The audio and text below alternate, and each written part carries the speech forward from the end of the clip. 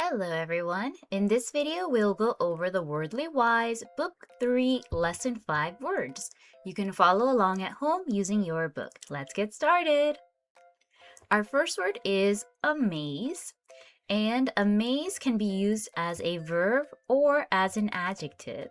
First, as a verb, it means to surprise or cause wonder. So when you amaze someone, you are surprising someone a lot. The example says, Freddie amazed his parents by tidying his room without being told. So his parents were surprised and kind of surprised in a good way, not surprised in a scary way. Another thing I could say is, his drawing amazed the teacher. Maybe his drawing was so great or so special that the teacher was surprised in a good way by his drawing. Or I could also say, the huge waterfall amazed us. It made us feel surprised because of how great it was or how much wonder it caused us to have. So we can also use amaze as an adjective, but it does change to amazing. And amazing is causing wonder or surprise. So the meaning is the same, we're just changing the way that we use the word. The example sentence says, it is amazing but true that time would slow down aboard a spaceship traveling at very high speed. I'm not sure if you've ever heard this, but if you're on a spaceship in space and you're going very fast, like almost as fast as light can go, then time would slow down for you. So everyone else who's back on planet Earth would continue aging at the same amount of time as usual, but you on that spaceship that's going very fast would actually age slower than everyone else. So that's kind of an amazing fact.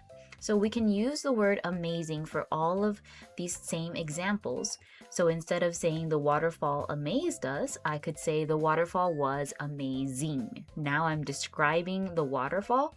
I'm not describing the feeling that it or the action that it caused me to have. And here too, I can say the drawing is amazing. So I'm talking about the drawing instead of the drawing amazed me, which is what it did to me. The next word is Arctic. Arctic is an adjective and it's also a noun. It means very cold as an adjective. The example says, many people could not start their cars during last week's Arctic weather. So when the weather is Arctic, it means that it is extremely, extremely cold. Kind of like in this picture here. You can see there is so much snow. The temperature is probably freezing. And although Arctic means very cold, we most often use this adjective to describe weather or temperatures that are very cold.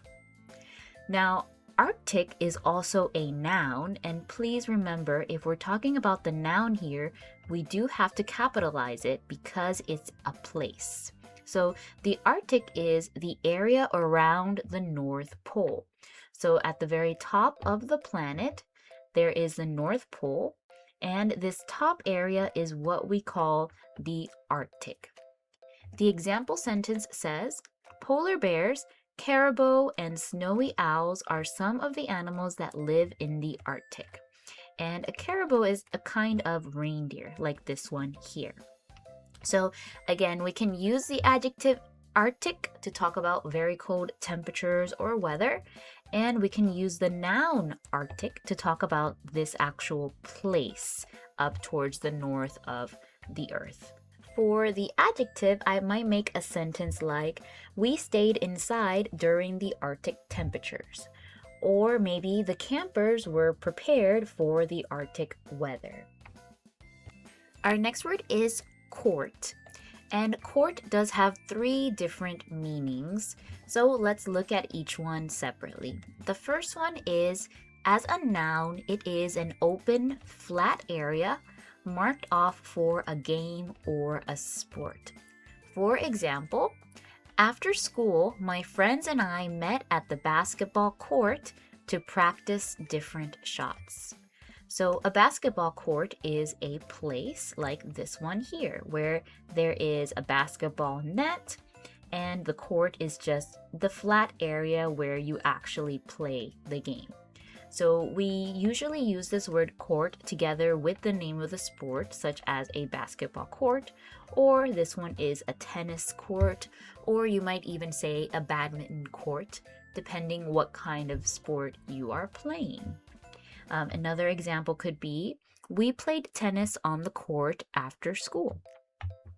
Now, the second meaning of court is the home of a king, queen, or other royal person. So this one is also a place, but it is now the home of someone who is royal. The example says, each spring, knights and ladies gathered at the court of the Queen Eleanor of France for contests, food, and dance. So here is a picture of what a court might look like. Again, it's just their home. So this is talking about the place where all of these royal people used to gather. So we don't use this word as much anymore. It's more of a word that was used in the past when there were more kings and queens ruling over countries. And the final use of this word is the place where a judge holds trial and decides matters of law. So it's still a place, and this time it's the place where a judge holds the trials for someone who is thought to be a criminal or someone who might need to go to jail or prison. The example sentence says, everyone stood when Judge Jurgen entered the court and took her place on the bench. So again, this is the court. This is what it would look like. There's usually a place for the judge to sit. And there's also a stand where a witness or someone who's telling what happened can stand or sit, and a location for the jury, the people who are listening and deciding whether someone is guilty or not. So this is also called a court. The next word is elect. Elect is a verb and it means to choose by voting. For example, the fourth grade students elected Jill the class president. So that would mean that the fourth grade students, they all voted for Jill to become the class president. So since they all voted for her, she was elected, or she was chosen as the winner. So elect just means to choose someone by voting for them, or the second meaning, to make a choice. For example, this year, Sui Lu elected to go to a summer camp closer to home. So in this sentence, elected just means someone is choosing to do something. Now, this second meaning of the word elect is a bit more formal. It's the same as saying choose, but it's a higher level formal word. So I wouldn't use this when just talking with friends, for example, but it might be a good word to use if you're writing an essay. Some example sentences for this word could be, people elect leaders by voting. So here are people putting their ballots into the voting box, and they selected who they want to elect on this paper, and when they're all counted together, then the winner is elected. I could also say, he elected to stay home and read a book. So he chose to stay home and read a book instead of going somewhere else. Or maybe we elected to take the shorter hiking trail. If there's two hiking trails and you're not sure which one to go to, you have to choose eventually. So you can say you elected the shorter hiking trail. I could also say something like, she elected to practice piano instead of watching TV. So when you elect to do something, you are making a choice. Or you are choosing by voting who should be the winner of something. Our next word is interval. Interval is a noun, and an interval is a period of time between events. For example, the announcer explained that there would be a 10-minute interval before the next race began. So if there is a race happening and you take a break before the next race, then the amount of time that that break lasts can be called the interval. So in this case, there is a 10-minute interval. So between every race, let's say that R means race, then there will be 10 minutes. And then there's another race, and then again 10 minutes. And then maybe another race, and then again 10 minutes. So this period of time between the events are the races, is called the interval. And the interval will usually have a set amount of time. It might be 10 minutes, 5 minutes, 15 minutes, 30 minutes, even an hour, depending on what activity is happening. So I can say if I'm watching movies, maybe there was a short interval between the two movies.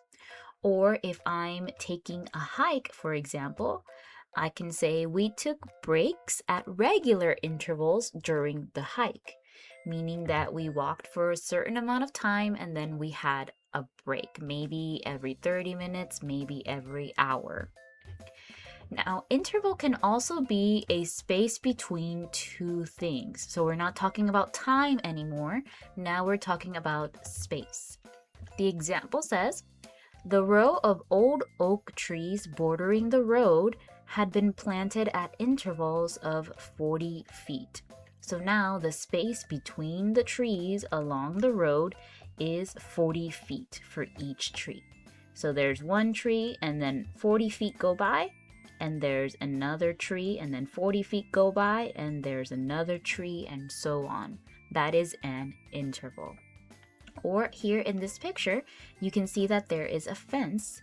So I could say the fence posts were placed at equal intervals. So all of these posts, the ones that are going up and down, were spaced out at equal interval. The amount of space between them should all be the same. So that is an interval. We can use it to talk about the time or the space between things. The next word is league. And league is a noun. It is a group of people that works together for a common purpose. For example, the league began in 1993 to protect the wildlands in Alaska. So there is a group of people, since a league is a group of people, there are a group of people in the state of Alaska in the United States, and they work together to protect the wildlands of Alaska to make sure that they are not being destroyed or being built upon or anything like that. So they are a group of people who do that. They have that common purpose. So we can call them a league. They are called the Alaska Wilderness League. Another good example would be the Justice League. If you've ever read the comic books with Superman and the other superheroes, they are a group of superheroes in this case, and they work together to protect the Earth. So we can call them a league. That's why the name of the comics and the name of the TV show is Justice League. League is just talking about the group of people working together. Now, a league can also be a group of sports teams that play each other to see which is best. For example, third baseman Ellis has the best batting average in our league. This sentence might be a little bit confusing, but just imagine that these pictures here, each picture is a different team. And they're all playing against each other, so we can call them a league. And usually leagues might have a special name. So this one is called the Premier League. And in this league, there are teams, each team has a different name. So there might be a team called Liverpool, there's a team called Chelsea, Arsenal, and so on. So these are all of the sports teams inside of this league. And countries might have several different leagues. They might have one league. It doesn't really matter the amount. Just remember that a league can be a group of sports teams that are playing against each other. If they don't play against each other, then they are not in the same league. There can be teams in different leagues that don't play against each other. The next word is limit. Limit can be used as a noun or as a verb. As a noun, it means a line or point beyond which one may not go. For example, at our library, the limit to the number of books a person can borrow at one time is 10. So that means in this library, if you go to get books from this library, you can only borrow 10 books at one time. You cannot borrow more than 10 books. So 10 books is the limit. That's the point which you cannot go further than. So here's another example of that. On this sign, it says, today there is a 50 book limit per checkout. So this might be a book sale, and at this book sale, you're only allowed to buy 50 books. You cannot buy more than 50. Another thing you might often see is a speed limit sign around your town. So the speed limit tells us the number, the speed, which you cannot go faster than. That is called the speed limit. So we can use limit in this way to talk about a point you can't go further than. We can also use it to mean to keep from going beyond a certain point as a verb. So now it is an action. And the example says, because the party will be in the park, we will not limit the number of people who can attend. So now we are doing the action of limiting or stopping people from going beyond a certain point. So please remember the meaning is the same, just the first time it was being used as a noun, it is a thing, and now it is being used as an action, it is a verb. So an example of this would be, the teacher limited each group to 5 minutes for their presentation. So the students were doing a presentation and they only had 5 minutes to do it. So the teacher limited the time. She is the one who did the action of stopping the students from going further than 5 minutes. Or I could say, the park limits the number of visitors each day. There are some parks that will only allow, let's say, 1,000 visitors per day. So they're doing the action of, they limit the number of visitors. And another common place that you might see a limit is in an elevator. Elevators usually limit the amount of people that can go on the elevator at one time. So that might be 3 people, that might be 6 people. It depends on the elevator. The next word is milestone. And milestone is a noun, and a milestone is a stone marker that gives the distance in miles to another point. For example, on our hike, we rested by a milestone that said Camden 26 miles. So this word milestone comes from a long time ago, before people had maps on their phones that would tell them how far things are or where they need to go. How did people find out how much distance they had left to go somewhere? Well, there were usually stones like this one here by the sides of roads that would let people know how many miles they had left to go to wherever they were going. So these milestones helped people, first of all, know that they were going in the right direction, and it helped them know how much time they still had left to travel. So that is where this word milestone is coming from. You might also see it or use this word if you are doing something like hiking, because there might be a sign that tells you how many miles are left until you reach the top of a mountain, for example. So we can also call that a milestone. This use of the word milestone is not as common anymore because we do have maps on our phone now that tell us where we need to go, and we don't need to rely on these milestones that much anymore. However, the second meaning of milestone is more common, and a milestone is also an important event. So it's an event that is something very memorable. We often use it to talk about growing up, learning, or achieving our goals. For example, sending humans to the moon and bringing them back to Earth was an important milestone in the history of space travel. So it was a very important event, some kind of goal that we achieved. So we can call it a milestone. Some other examples of this would be learning to ride a bike is a big milestone. When children first learn how to do this, it's a very important time in their life. The same is true as when a baby might start walking for the first time.